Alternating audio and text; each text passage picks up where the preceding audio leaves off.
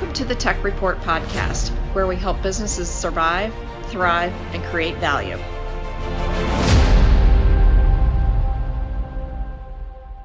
Well, welcome everybody to the Tech Report, the podcast that is all about helping businesses survive, thrive, and create value, especially in our trying environment today.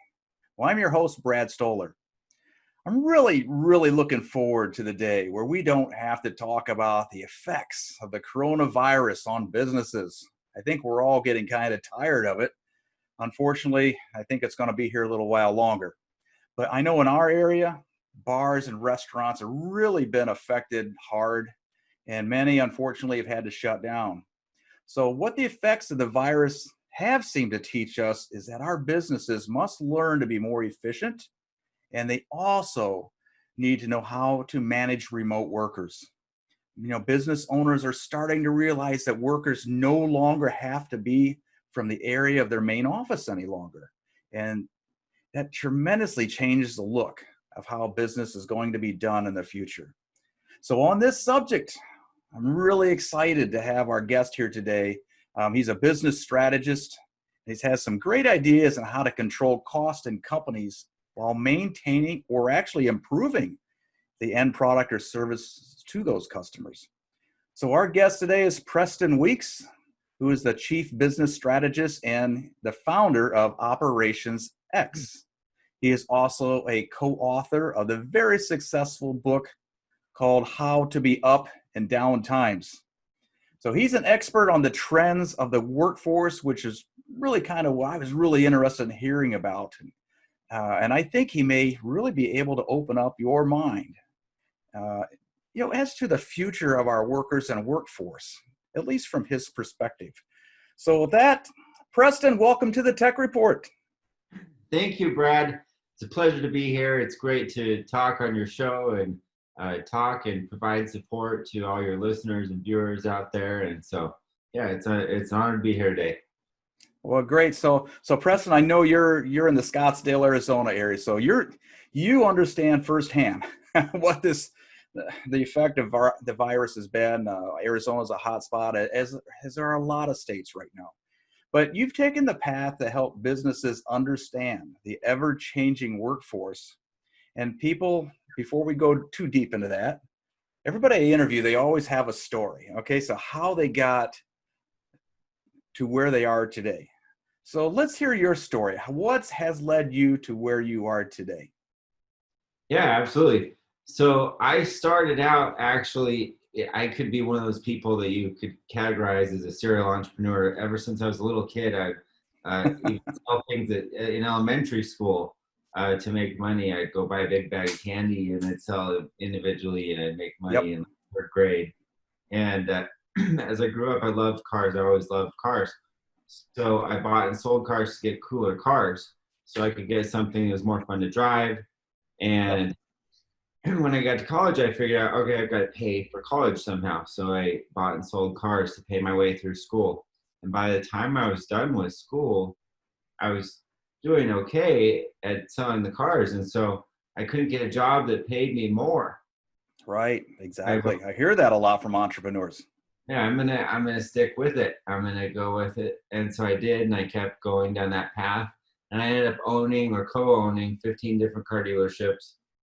So that was kind of my history in building up other companies around that to support those, from paint shops to workshops to finance companies and all the different things that support the function of car dealership business. And so that gave me a lot of really diverse experience, you could say.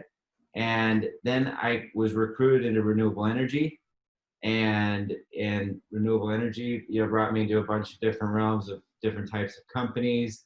And now it's led me full circle back to my company, Operations X, where we're providing remote work and helping companies to do that. And that actually stems from back in my car dealership days. So I've been doing this since 2010 was my first remote employee that I had in my company. And so that started my journey. And so what I did is, I had my core team that was in my car dealerships. They were working for me. They were focused on sales. And then I had a back end team that was remote employees, remote workers, and they would do all the busy work that had to be done that was important for the business to work, but it wasn't what made the business money. Exactly. Yeah, it was those Exactly. mandatory things like getting the ads posted, getting them pushed out to all the right places, getting, all the accounts kept, in order, and all the customers kept in order, and this and that. And so the salespeople could just show up at the lot the next morning, and they could do better. They could focus on the customer. They could focus on the sales. And so then we outshine the other car dealerships. So it was a leading, edge component that we used to beat the other car dealerships, because we'd have all that stuff done. It was done at night. We wake up and, really focus on what needed to happen to actually make the money. And so it helped Exactly. business so much. And so, I always wanted to provide that for other people, because I love helping people. I love helping companies. I love helping people. I do coaching. I do all sorts of different things in business now. And so I love to be able to help companies. So that's what Operations X is. It's to multiply your business. And so we help to, multiply your business. And so we bring a secure outsourcing solution. So we have an office in the Philippines. We have managed full-time employees that we place for U.S. companies. So we do all the hiring, the firing, the recruiting, and the vetting. We get the office furniture, the computers, the reliable internet connection, and make sure they are who they say they are, and make sure they show up and work for you when they're supposed to. And so then we overcome a lot of the challenges that pop up typically in a lot of outsourcing, in a lot of other situations that you see that are Exactly. outsourcing. So Exactly. Interesting story. It all started from your passion with cars. yeah, it all started from my passion. Isn't that funny how just one thing leads to something else, and before you know it, you're doing something totally different that nobody else is doing, and you're on a podcast someday. Yeah. So, well, tell us about your book. You were one of the 3 co-authors. First of all, what led you to write it, and what's it all about, and what can we learn from your book? Yeah, so absolutely. With How to Be Up and Down Times, like you said, I had the opportunity to co-author it with 2 amazing people: Mark Victor Hansen, who's the author of Chicken Soup for the Soul books and a lot of other really big books, and Mitzi Perdue, who's an amazing lady, who is her family is the Perdue Farms family, so one of the largest chicken companies. Yeah, sure. Yeah. And her dad started a company. He was a founder of a company called Sheridan Hotel Brand. So she's Never heard of that one. Big, yeah. Used to stay here all the time when I went to Orlando. Yeah. So she's really cool. She's really amazing. And so I was actually, the reason the book came around, it was all stemming from originally what was her idea of mixing together and brainstorming as a team. And so I was on a call, and we were talking, and she was talking about her book, and she had mentioned that she wanted to do a book, 52 Ways to Stay Safe During the Coronavirus, and have ways to wash your hands or ways to not get sick. But her legal team said, no, that's too dangerous. If someone gets sick and they read it, they'll put you in liability or something. We don't think it's a good thing to do, which is sad that happens. But what's cool is what came out of this is we were talking, and I said to her, well, why don't you do a book like 52 Ways to Thrive During Isolation in the Coronavirus? And so she's like, I love that idea. That's a great idea. And so I like that idea. I love that idea. And then we started collaborating and bringing Mark in, and then it became basically 40 tips that we put together, but it became How to Be Up and Down Times. So that idea evolved into How to Be Up and Down Times, which is basically, kind of a guide to, 3 areas of life in a sense that you can use to, help you move forward in challenging times or in even good times, or things, that are just good to do, good to focus on.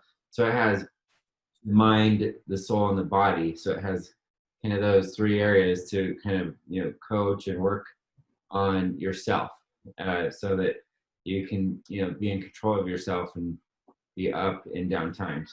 So Wow.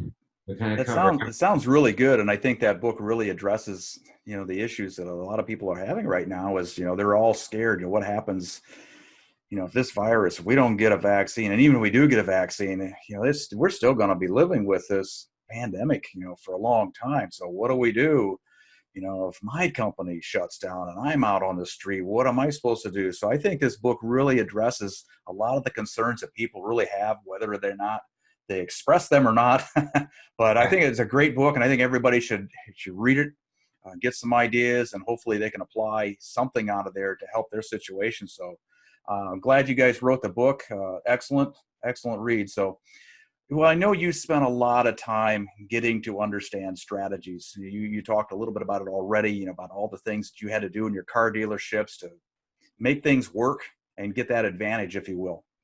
Yep. And that's really, it sounds to me like that's really allowed you to grow, the car businesses amongst other things and leading into today. So tell us a little bit about your strategy for those businesses.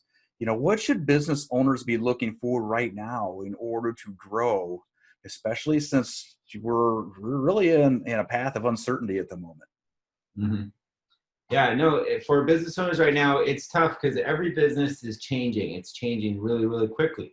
So you have to keep your head up and you have to go, okay, this is kind of a new world. I mean, this world has changed forever. Even if things went back perfectly to normal, it's not going to be the same. It's not going to be exactly Right. the same as it was. And so things like this, where, we're talking, virtually, that's been adopted completely. It's been adopted. And so I advise CEOs and things like that, and I've talked to a bunch of them, comparing the life of now in compared to the old way of work.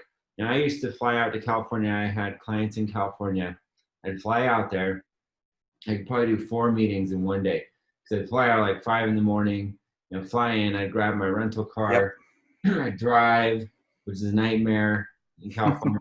And, yes, it is. do a meeting for an hour, drive for a long time, do a meeting for an hour. But I'd spend most of my time driving. I get back and I fly home and I get to my house at midnight, the same day kind of.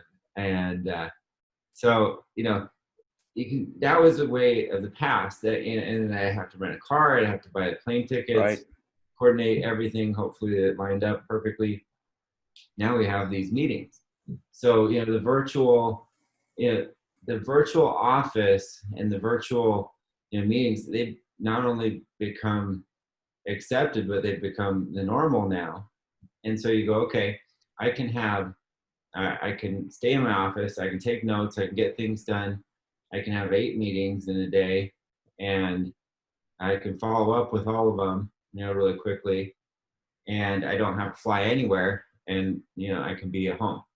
Yeah, exactly. Exactly. On the employee side too, say someone that had to commute. If you had someone that had to commute and they're working from home now, then if they had an hour-long commute, they just picked up 10 hours a week extra of time. So what can you do with that time, or what are you doing with that time? Hopefully. Well, exactly, because that's something that personally I had to go through, the last almost 4 years. I worked in downtown. I'm from the Pittsburgh area, so I worked in downtown Pittsburgh. If you've ever been to Pittsburgh, just like any other city, I guess, but it's impossible. I think they said there's only 44,000 spaces for 120,000 workers. So everybody takes a bus, they do whatever they can. There's some days where it would take an hour and a half one way. Yeah. You hit the wrong time, you're an hour and a half to get back. And that's just so you can drop your car off at what they call the park and ride. Then you got another 15, 20 minutes on top of that. So there were some days I know that it didn't happen that much, but maybe 3.5 hours that I wasted. Thank goodness for Steve Jobs and coming out with the iPad. That's all I can say, because I still could be productive, but it's just not the same when you're sitting like this. Right. So yeah. Remote is I'm for it. I love it. Yeah. No, see, yeah, like that's a perfect example of someone who has a huge benefit as an employee. on that side of things, so there's different things that management can do to help that and encourage that. And then if you can take that time back to, as a manager, as an owner, as an employee, as anyone out there, and take that back to make it personal time, to make it time to, improve your life, make your life better, and make your life happy, exercise, do something, learn. I have a mantra that's relentless improvement. It embodies a lot of the things that, I do or think about in life. But, I have this whole idea that the world is always in motion, right? It is. It's turning. It's actually physically in motion. And like I'm here doing things, but then there's people outside, my office, and they're doing things and they're in motion. And so it's always changing. It's always evolving. It's always going. And so we're either, moving ahead or we're moving backwards because we're always moving, Right. Exactly. And so, we need to keep kind of thinking, looking ahead, keep, being positive and keep moving forward because, things are changing right now. But if you look ahead and you go, okay, what's it going to look like, down the road? How can I adapt right now as fast as I can to get, into that type of a position? And so, I can be set up to, keep going in the future. And part of that, is, to be more conservative on the cost if you can in your company. The company is kind of like you mentioned in the beginning, restaurants and bars. I mean, that's hard. That's a really tough. That's a tough one to outsource. That you can't just go and have an outsourced worker somewhere else serving your food. That doesn't work. Okay, but so obviously some industries this just isn't going to work real well. Although the business owner who owns a restaurant could still. I just had somebody on the other day outsource his accounting functions Well, yeah, to somebody wherever. That they could still do that. But as here, far as that worker, that probably not a good fit for that one. But well, the thing where we can help actually business owners a lot now because what's changed with the business owners is either they're having to have huge real estate space because they have to practice distancing inside, so they're not being able to put their seat capacity in the restaurant. Or maybe they're closed, depending on where they're at, completely. Often one of those things is happening. So they're trying to push new business models. So you got to think, okay, how can I recreate this business model? Can I, create a solid drive-up business, through my website or through, one of the apps that is out there? And can I, really push advertising towards that so I can get that constant revenue? What can I offer, to get more people, onto that pathway to create revenue?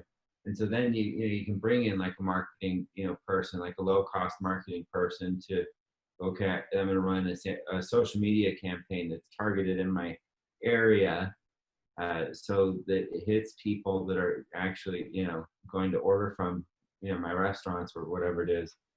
And really push for that new campaign and adapt to it, because the ones that didn't set up the delivery and didn't do anything like that to keep being able to sell, and they can't make it. So it's one of those really tough situations, especially for restaurants, where you got to adapt and change the model, or or it's going to change.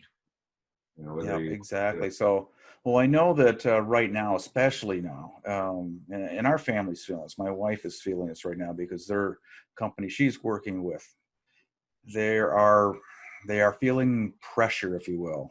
At least I feel it. They're having some pressure from their workers.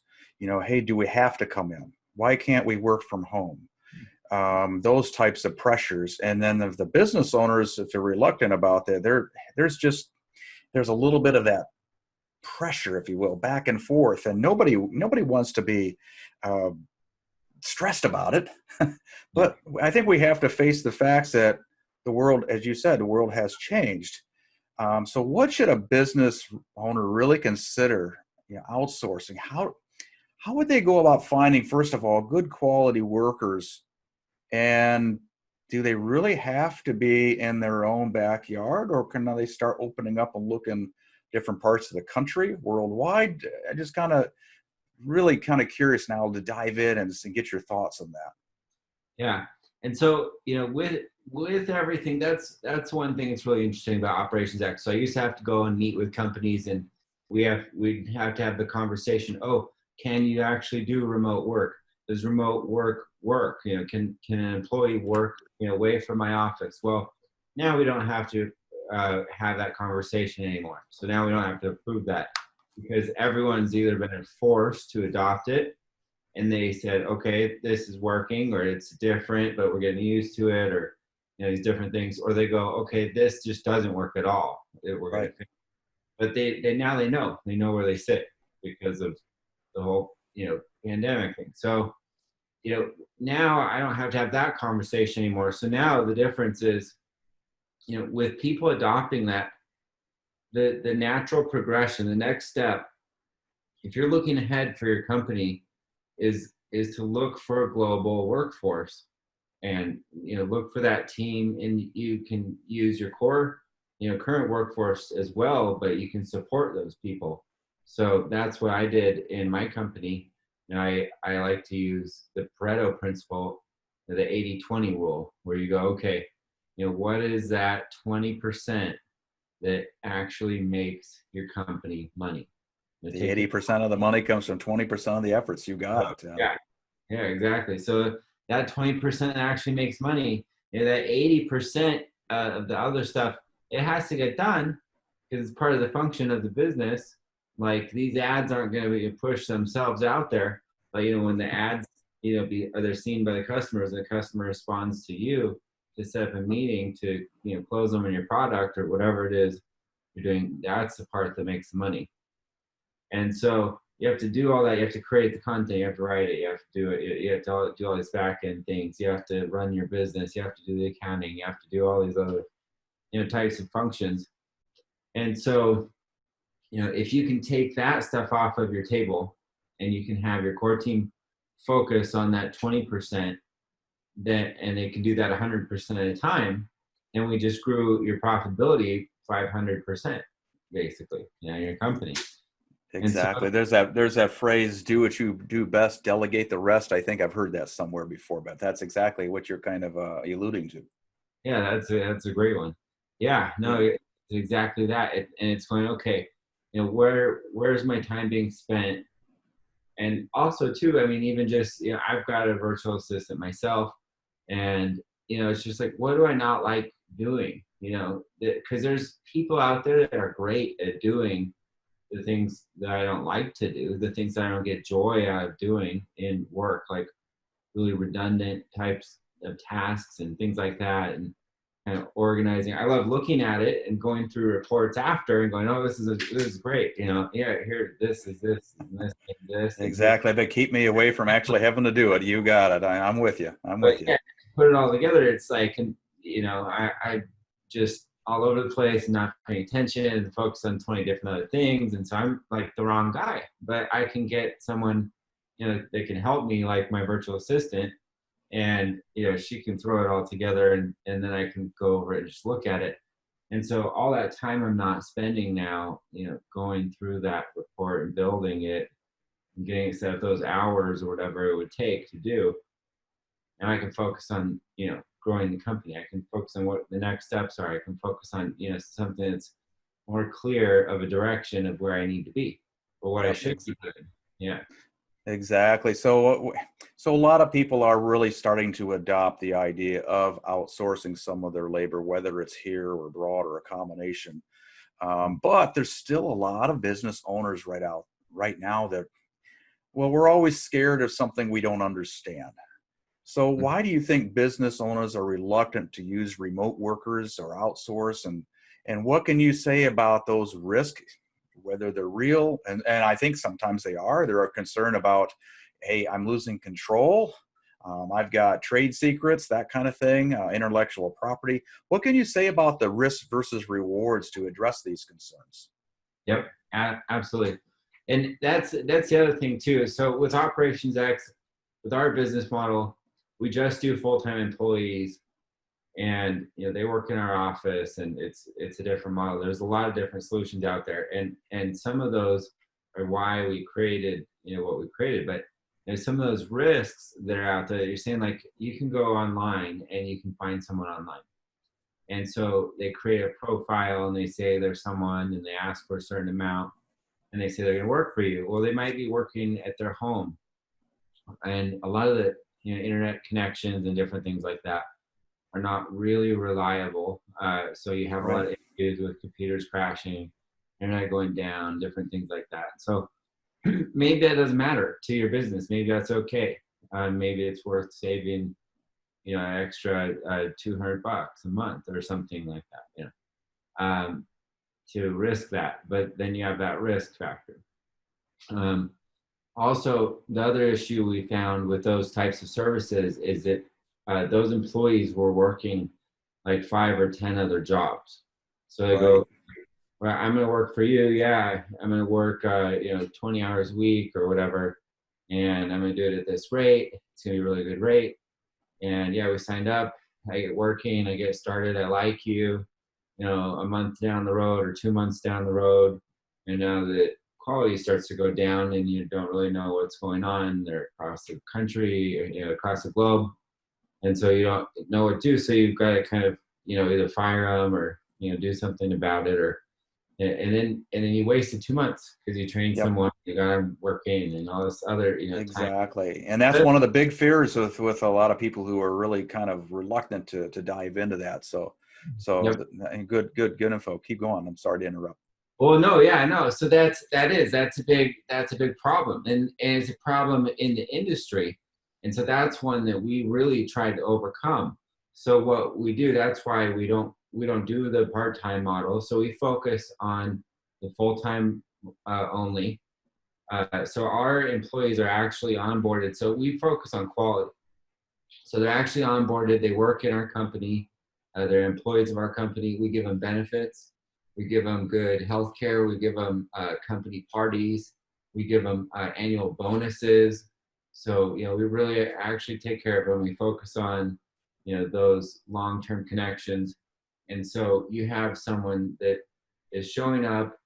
We know who they are because we have an HR team. We're, actually interviewing these people and talking to them, and they're meeting with our team there. They're coming in and they're working. We hire managers. We hire site managers, usually one every 15 employees that we bring on. And so we have our site manager there, and the teams are working under them. You run them however you want to run them. We don't get involved in that, but we make sure they are who they say they are. We make sure they show up when they're supposed to show up. We make sure they work their shift, and they have a computer that works, and they have internet that works, that's fast, and they've got a headset, and we connect all those bridges, and so we do all that. And then on top of that, you have a US rep too. So whoever, you're under, you've got a US rep. So whenever you have a problem, you've got someone here in the United States, you can call them, say, hey, Tracy, hey, Mindy, hey, Josh, whoever it is, I need this, issue resolved. Can you help me with that? They'll jump into it. They'll try and resolve it. If it's a performance issue, we'll look into it, and we'll look through their, records, and we can get into deep analytics. Usually we don't bring it out because we want people to have some level of trust. But if there's a problem, we can go back and we can actually review everything that they've ever worked on. So there's a really great level of control and level of security there that works out really well with that. So sounds good. And I hope that the people watching this or listening today, they really, again, I said it up front, have an open mind, because whether or not you hire somebody, as you said, you've got offices in the Philippines, you've got people locally. Outsourcing is we're on Zoom right now. I'm using Zoom. 2 years ago, Zoom, what is that? That's what, wasn't that the theme for Mazda, Zoom with their cars? I mean, I didn't know what Zoom was. And here we are today, everybody's using it because we have to. And we're adapting very quickly, I think. So anyways, I know we've covered a lot. We really have. And here we are, we're running short of time already. Well, so Preston, what are we missing? Is there something more you want to make sure business owners and managers know about the strategy outsourcing, or just anything else that you feel we haven't addressed yet? You know, I think, you know, it's a really great thing because basically it's what everyone's doing now anyway. The only difference is maybe you've met these people before, but it's literally the same thing that people are doing now. So if people are wanting to scale up, if people are wanting to try something new right now in their business, if people are wanting to do it with low risk, because it's month-to-month contract, so everything we do is just month-to-month. So, you know, it's like if you don't want to do it anymore, you give us a 30-day termination and we'll prorate it to the, 30 days and you're done. And that's it. And we handle all the firing, we take everyone up. But, hopefully the goal is to create immense value in your company and multiply it, many times over. And usually that's the case. And so, in times right now where people are pinched, people are tight, they're trying to figure out how to get things done. A lot of people are doing too much, I've noticed. So business owners are trying to scramble. They're trying to do all these different things that they do because they go, okay, I can't afford to take on another person right now. You can look at getting a virtual assistant. You can look at someone like that to support you so that you can get some of those things done, keep it, under yourself and make yourself more efficient and focus on your business and focus on where you need to be so you can actually get up and look ahead and see where you need to go, see where you need to be in the next 6 months, in the next 12 months, and what your company and your whole enterprise is going to look like in the next 10 years, because it might change or it might go away or it might look completely different depending on what it is. Yeah, actually, and everything that you've talked about, again, I'm throwing out all these phrases here today. I don't know where they're coming from, but I've heard the phrase of work on your business, not in your business. Yeah. And what you're saying is it allows people, as you just said, it can give them the time to actually think. And for small business owners, small businesses in general, right now, our managers are just being worked to death because they have to. We get it, but at some point, we have to sit down and just kind of think about what's going on. Where do we go from here and all that? And if we're too busy, working 60, 80, yeah, some of them are thinking, boy, if I only had to work 60, 80 hours a week, right? That doesn't really give anybody any time to really plan ahead. But those who do take advantage and have that strategy thinking time, if I were a betting person, I'd probably bet on that one. The one that's got time to think and strategize. So just makes a lot of sense. So, Well, I know some people are probably going to have some questions. At least I would hope so. After listening to what your discussion was here today. So how can they contact you if they have some questions, or they just maybe they just want some more information about outsourcing? Yeah, no, absolutely. I've got information on my website. You can reach me on the website. So go to operationsx.com. It's operations with a plural, like a S, and then the letter X.com. So operationsx.com. And you can see everything that we do there.